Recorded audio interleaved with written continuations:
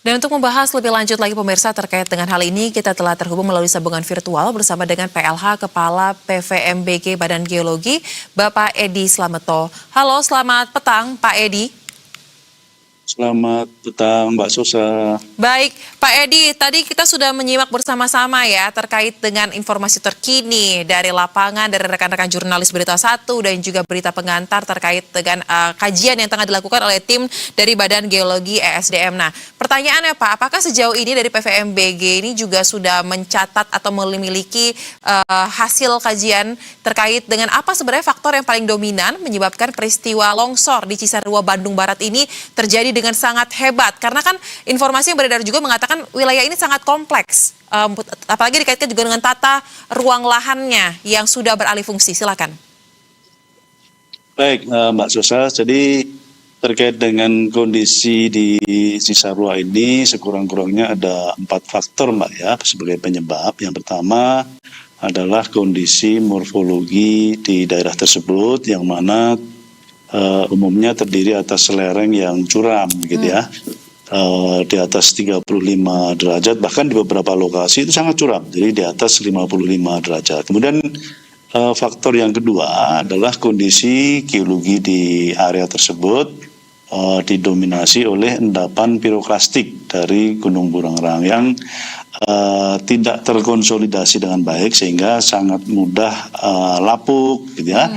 Dan kemudian yang ketiga adalah penggunaan lahan serta aktivitas manusia sehingga membuat lereng tersebut menjadi tidak atau kurang stabil gitu ya. Dan yang terakhir yang paling utama kami rasa adalah curah hujan yang tinggi dalam beberapa hari terakhir ya, baik sebelum kejadian longsor maupun pada saat kejadian, sehingga ini yang menyebabkan konsentrasi air di dalam batuan yang lapuk tadi menjadi meningkatkan masanya sehingga ini mudah terjadi gerakan tanah atau tergelincir di lereng yang curam tersebut. Jadi kira-kira begitu Mbak Sosa.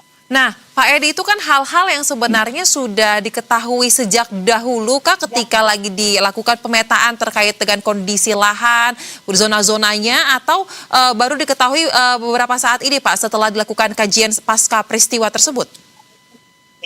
Baik, jadi terkait dengan kondisi geologi itu kami di Badan Geologi sudah melakukan pemetaan di area tersebut dari tahun 80-an ya, jadi sudah lama sebetulnya untuk kondisi kegeologiannya gitu ya.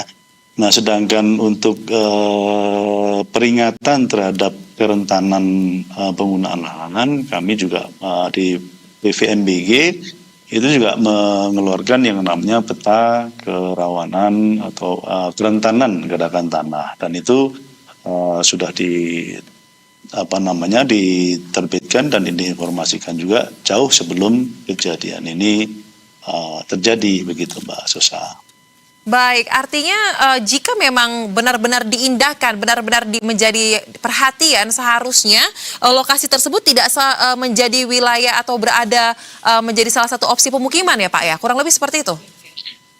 Kurang lebih seperti itu. Jadi sebetulnya kalau kita disiplin begitu ya, artinya rekomendasi kami ini kan selalu kami sampaikan gitu ya kepada seluruh daerah baik itu provinsi maupun kabupaten, dan setiap 2 minggu atau 1 bulan sekali itu kami informasikan terkait dengan potensi kerentanan gerakan tanah, kemudian kerawanan yang lain-lain itu kami selalu informasikan. Jadi kembali lagi kepada apakah rekomendasi kami ini diikuti atau tidak, karena sifatnya rekomendasi kan Mbak Sosa. Ya, rekomendasi itu tidak punya kekuatan yang mengikat ya, jadi sifatnya mengingatkan gitu ya. Sebenarnya kalau rekomendasi tersebut diikuti gitu ya dengan disiplin sih, insya Allah sebetulnya hal-hal seperti ini bisa dihindarkan. Baik, memang tapi sangat disayangkan ya Pak, karena sudah terlanjur terjadi peristiwa bencana alam dengan korban yang tidak sedikit ini.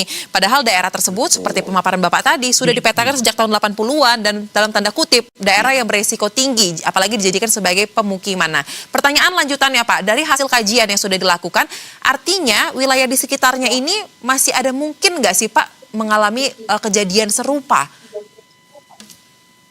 Kalau untuk menyatakan itu mungkin atau tidak, jadi saat ini tim kan sedang bekerja, tadi disampaikan ya di video yang sebelumnya tadi, sedang melakukan pengukuran ulang terhadap kondisi yang terkini, karena pada saat sekarang ini kan sudah berubah ya kondisi di puncaknya atau di mahkotanya kami sebut itu kan sudah terjadi perubahan, karena sudah ada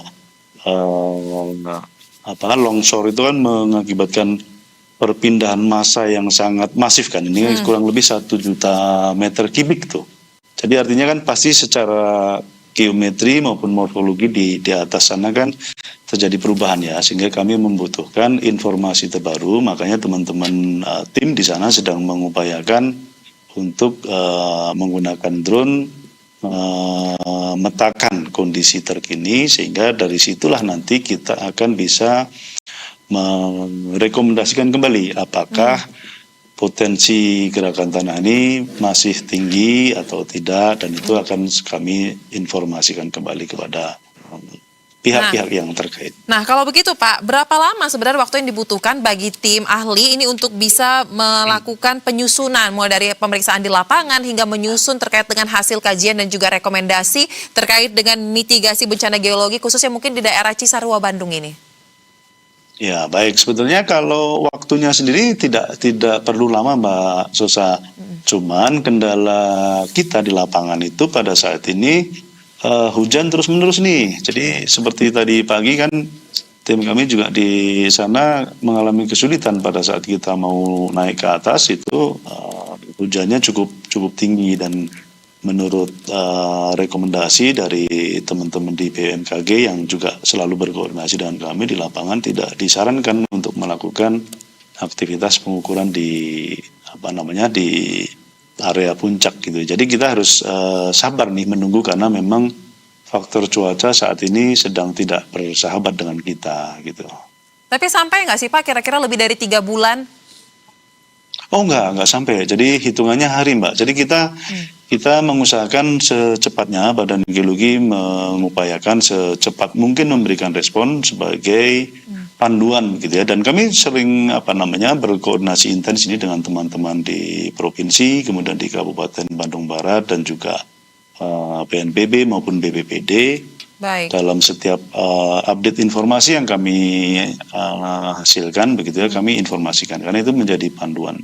Baik. Nah, selain terkait dengan kondisi bencana yang ada di wilayah tersebut, pemerintah juga mengutamakan atau memfokuskan salah satunya adalah terkait dengan upaya relokasi. Nah, pertanyaannya Pak Edi, apakah dari tim ahli juga akan memeriksa terkait dengan lokasi-lokasi yang potensial untuk dijadikan titik relokasi bagi warga yang sudah kehilangan rumahnya? Ya, tentu kita akan memberikan panduan ya, sekali lagi panduan kepada baik itu BNPB, kemudian pemerintah provinsi maupun pemerintah kabupaten untuk memberikan rekomendasi area mana yang kira-kira stabil gitu ya, dan potensi kebencanaannya relatif rendah atau bahkan tidak ada sama sekali. Dan dari koordinasi kami di pemerintah daerah sudah mulai akan mengajukan beberapa alternatif lokasi begitu ya, dan nanti kami akan melakukan verifikasi terhadap usulan area tersebut, dan apabila memang clean and clear, artinya secara